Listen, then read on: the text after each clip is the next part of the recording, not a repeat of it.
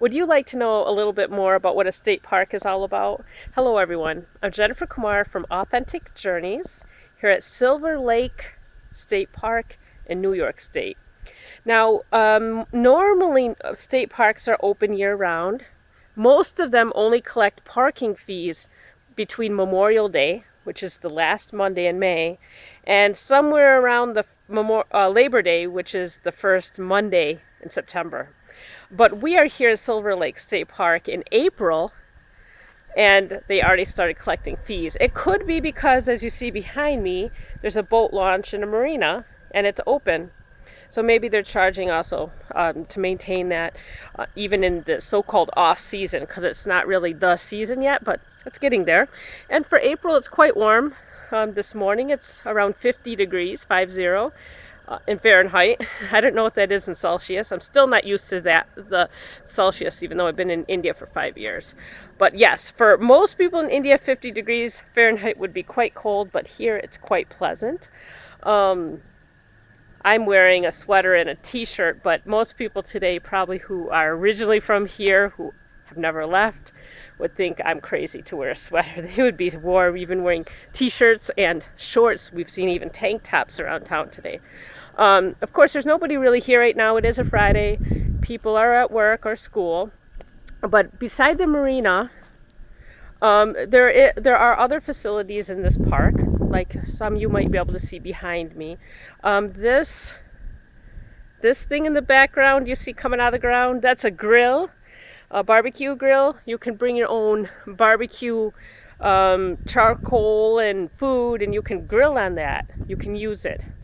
This is a carry-out park, which means you have to bring your own garbage bag and put your garbage in there and carry the garbage out. I don't see any garbage cans. There's very few, but normally it's better if you are prepared to, when you come to any state park, to carry out your garbage, because they usually prefer that.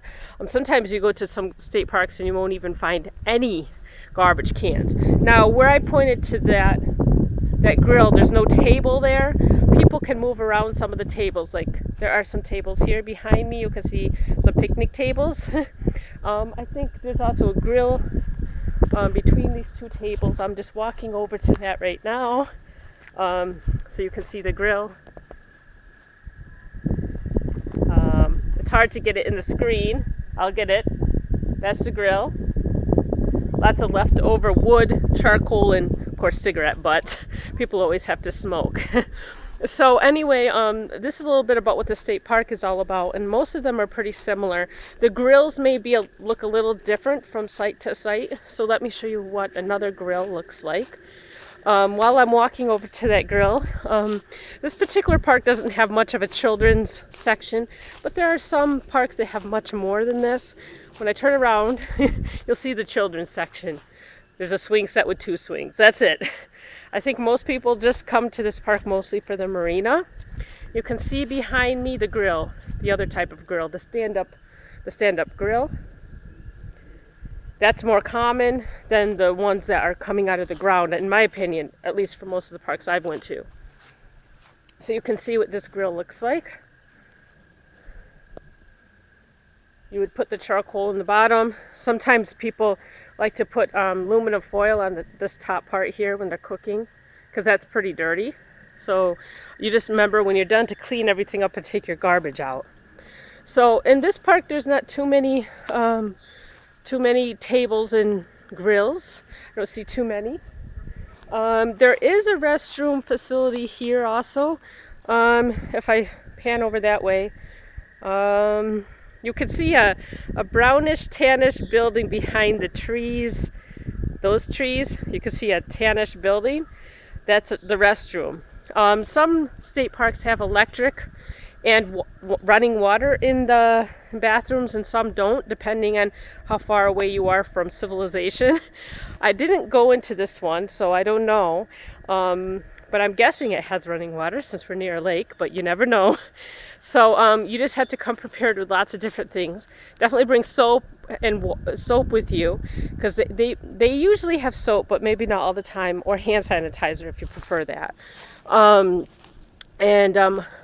You can also bring other different things when you come for picnics, just like you would any place else.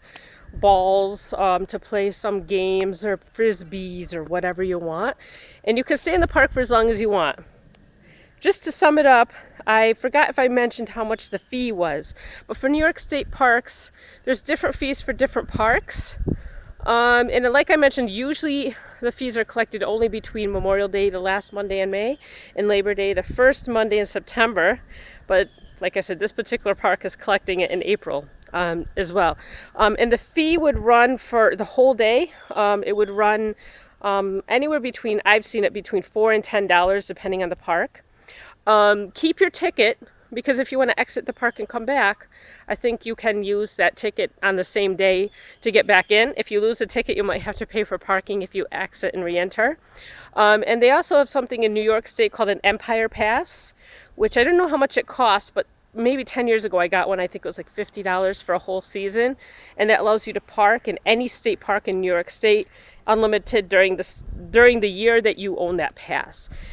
Most state park systems and also the national park system would have this kind of yearly parking pass that you can avail of. You would have to look at the website.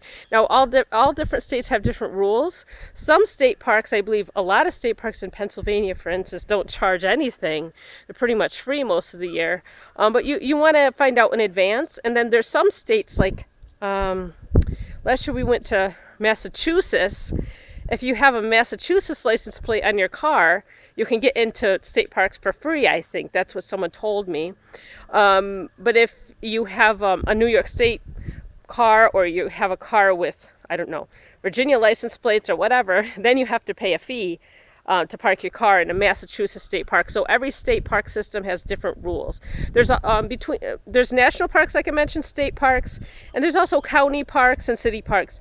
Those are under different rules and regulations. So you just want to ask your colleagues or your friends who grew up in the area, or if you're traveling, you can ask anyone. They'll help you out. And normally you'll know if you have to pay a fee, because as you enter the park, there'll be like a little booth.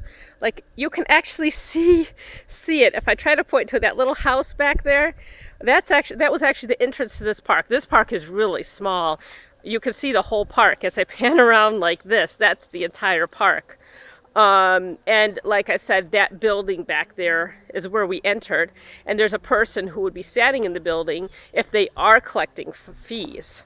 Now, if they're not collecting fees, that means you can come in if the gate is open. If the gate is closed, please don't come in, because if you get caught, you could get in trouble, and I don't want that to happen to you. So thank you for watching this video about state parks. I hope it's helpful. If you have any questions about coming to the U.S., working with Americans, vacationing, or anything, how to interact with Americans, you've been invited to a barbecue at a state park. What do you talk about? Making small talk, anything like that. You can get in touch with me. I'm Jennifer Kumar from Authentic Journeys, and it's authenticjourneys.info. So from Silver Lake State Park, have a happy day. Bye.